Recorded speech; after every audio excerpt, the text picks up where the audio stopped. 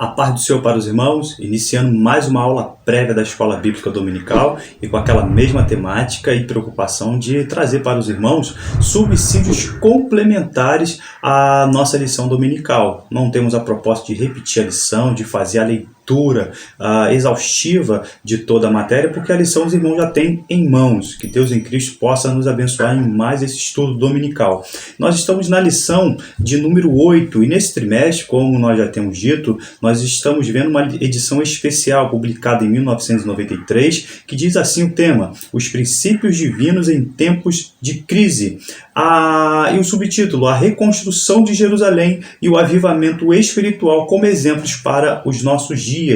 Lição de número 8, irmãos. As causas da desunião devem ser eliminadas. É o título da nossa matéria. E 4 tópicos serão apresentados. A união caracterizava os judeus libertos do cativeiro. Tópico 2, a união entre os judeus estava ameaçada. E tópico 3, Neemias solucionou o problema. E o último tópico, a paz voltou a reinar entre os judeus. O título da lição, irmãos, as causas da desunião devem ser eliminadas. Nós vamos ver nessa lição que Neemias se destacou como uma liderança importante, tanto política como espiritual, para os regressos de Jerusalém.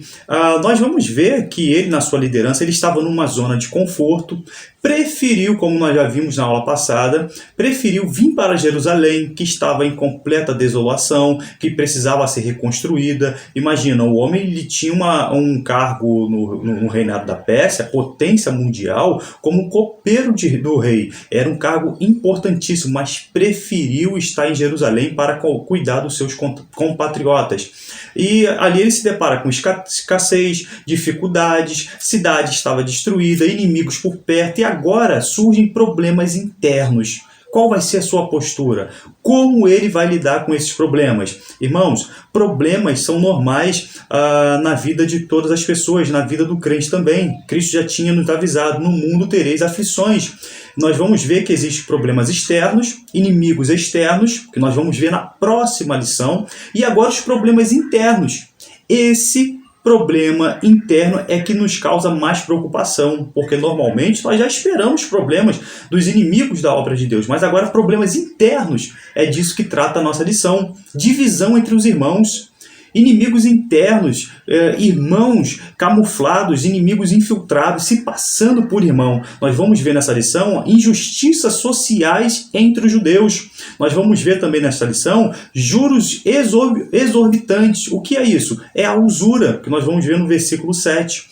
Irmãos, o centésimo do dinheiro, que vai falar no versículo 11 do capítulo 5 de Neemias, corresponde a juros mensais de 1% e, consequentemente, 12% ao ano. Nós vamos ver este problema que estava agora dando dor de cabeça para o seu líder Neemias. E ele, homem de Deus, usado por Deus, solucionou de forma brilhante aquela situação de adversidade. Irmãos, enfrentar os inimigos internos para aí combater os externos. Nós vamos ver nesta lição que agora estamos combatendo as inimizades internas para depois cuidar das afrontas externas. Então é uma lição de maturidade, é uma lição de crescimento espiritual, é uma lição para você que lidera um departamento, você que é pastor, você que é superintendente, você que tem uma responsabilidade na igreja do Senhor. Neemias se destaca como um importante líder daquela nação e exemplo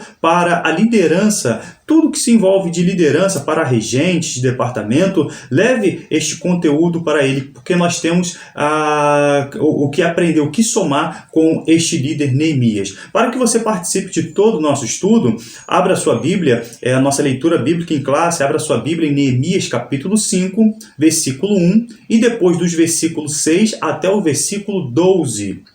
O texto áureo diz assim, conhecidíssimo o texto áureo.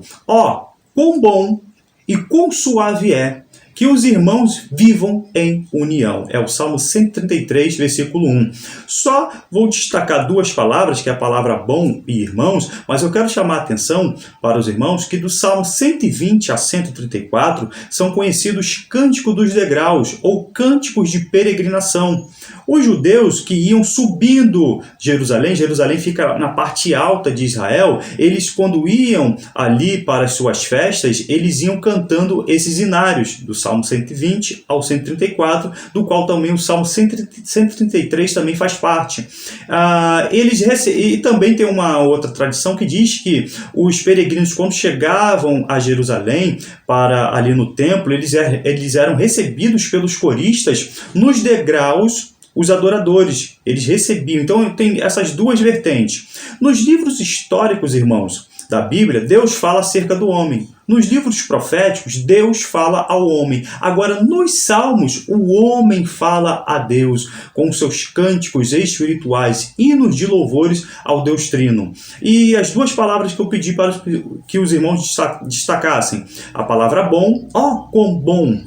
A palavra bom significa agradar, melhorar, ser generoso ao irmão, ser próspero ao irmão, ser puro ao seu companheiro, ser contente na sua parceria de irmandade e ser formoso ao seu companheiro. E a palavra irmãos, e quão suave é que os irmãos vivam em união, está aí a palavra, não somente a respeito dos que têm os mesmos pais, mas também dos que possuem os mesmos antepassados, amigo íntimo, que não faz parte da família só física imediata, irmão em Cristo Jesus. A verdade prática, ela diz assim, a união é uma força indispensável para a igreja, é um testemunho diante do mundo e um estímulo para o crescimento da obra de Deus. O tópico 1 diz assim, a união caracterizava os judeus libertos do cativeiro. Eles, quando eles retornaram ali do cativeiro em Babilônia, eles vieram com um só único pensamento. Qual era o pensamento? Reconstruir o templo, reconstruir os muros, dar sequência na construção de uma Jerusalém devastada. Então, no mínimo, eles precisavam estar unidos.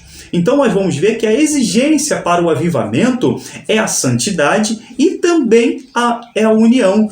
Andarão dois juntos se não estiverem em acordo? A palavra de Deus diz assim. De maneira, vejam este versículo, 1 Coríntios capítulo 12, versículo 26. De maneira que, se um membro padece, todos os membros padecem com ele. E se um membro é honrado, todos os membros se regozijam com ele. O que estava acontecendo em Jerusalém? Estava ali acontecendo na frente de Neemias. Os que retornaram para Jerusalém, retornaram algumas pessoas ricas que prosperaram monetariamente ali em Babilônia. E quando eles vêm para Jerusalém, eles se deparam com muitas pessoas pobres que já estavam ali naquela cidade. Então vejam, eles tinham que encabeçar a reconstrução do muro, então não tinha como eles trabalharem nos seus próprios negócios, se a tarefa era reconstruir Jerusalém. Cabia ali aos mais ricos, aos mais prósperos monetariamente, um bom senso de entender que aquelas pessoas não estavam agora preocupadas com seus próprios negócios, a preocupação era a reconstrução da cidade, mas eles fizeram, os mais ricos fizeram justamente ao contrário.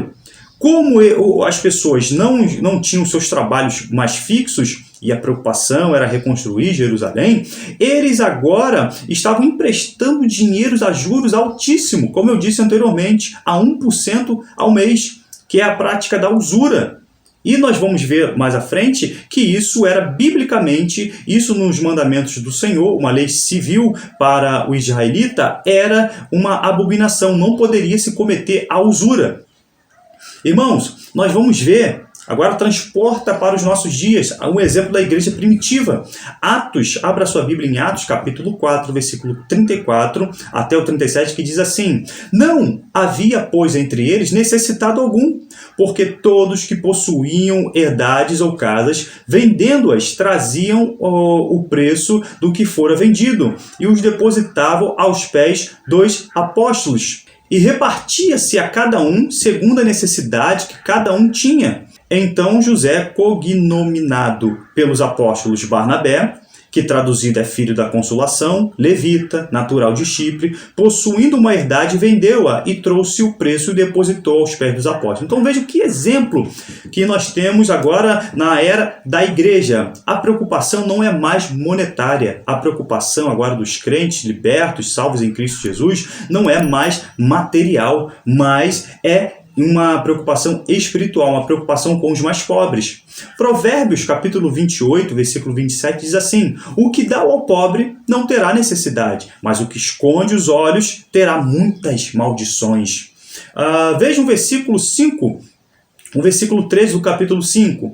Este ato simbólico era uma maldição. O que Neemias fez? Neemias sacudiu as suas vestes e pronunciou que qualquer que não mantivesse sua promessa seria igualmente sacudido e vazio, perdendo tudo aquilo que possuía. Então ele, num ato simbólico, ele diz: olha, vocês têm que parar com isso.